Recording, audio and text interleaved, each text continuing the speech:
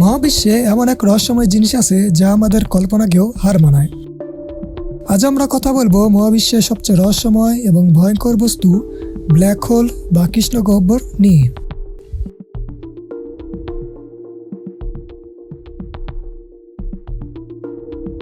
Black hole কি? বিজ্ঞানী Albert আইনস্টাইনের সাধারণ আপেক্ষিক তত্ত্ব অনুযায়ী ব্ল্যাক হোল তৈরি হয় যখন কোনো বিশাল তারকা বা তারা তার জীবনের শেষ পর্যায়ে পৌঁছে এবং নিজেই নিজের মধ্যে ধসে পড়ে।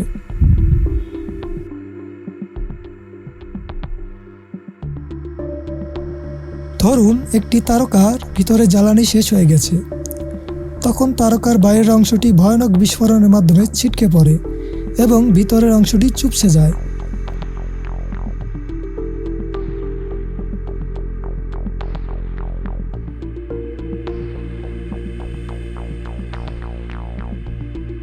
এই তারকাটি আমাদের সূর্যের চেয়ে অনেক বড় হয়, তাই এটি একটি ব্ল্যাক হোলে পরিণত হয়।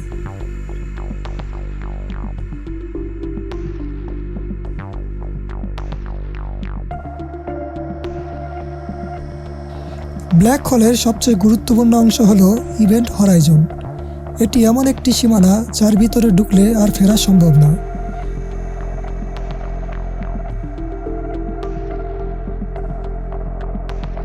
ইভেন্ট হরাইজনের ঠিক কেন্দ্রে থাকে সিঙ্গুলারিটি, যেখানে পদার্থের ঘনত্ব অসীম এবং মহাকর্ষীয় শক্তি এতই তীব্র যে সেখানে পদার্থবিদ্যার সব নিয়মই ভেঙে পড়ে।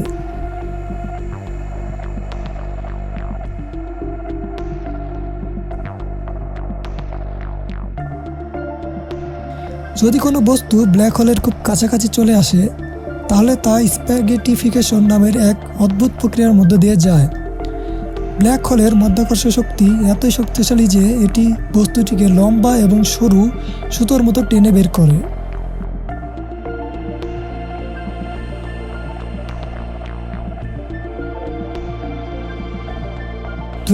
সালে বিজ্ঞানীরা প্রথমবারের মতো একটি ব্ল্যাক হোলের ছবি তুলতে সক্ষম হয়।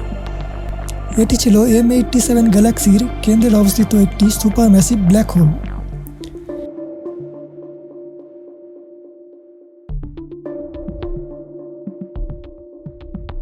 এই ছবিটি তোলা সম্ভব হয়েছিল ইভেন্ট হরাইজন টেলিস্কোপ নামের একটি বৈশ্বিক টেলিস্কোপ নেটওয়ার্কের মাধ্যমে।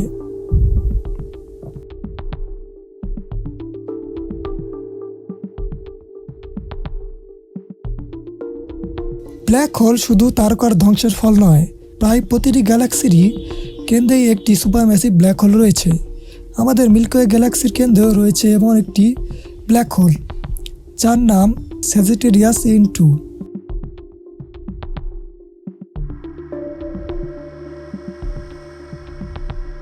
ব্ল্যাক হোল আমাদের মহাবিশ্ব সম্পর্কে নতুন প্রশ্নের জন্ম দেয়।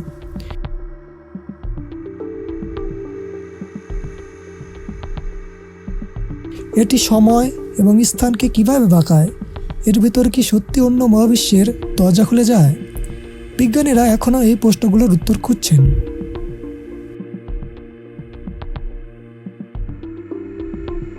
ব্ল্যাক হোল আমাদের মনে করিয়ে দেয় যে এই বিশাল মহাবিশ্বে আমরা কতটা ক্ষুদ্র, কিন্তু এই ক্ষুদ্রতা আমাদের কৌতূহলকে থামাতে পারেনি।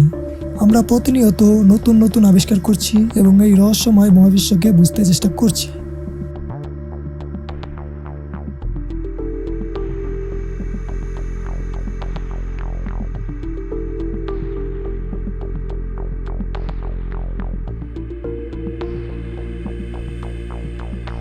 মহাবিশ্বের রহস্য নিয়ে আরও জানতে আমাদের চ্যানেলটিকে সাবস্ক্রাইব করে পাশে থাকুন।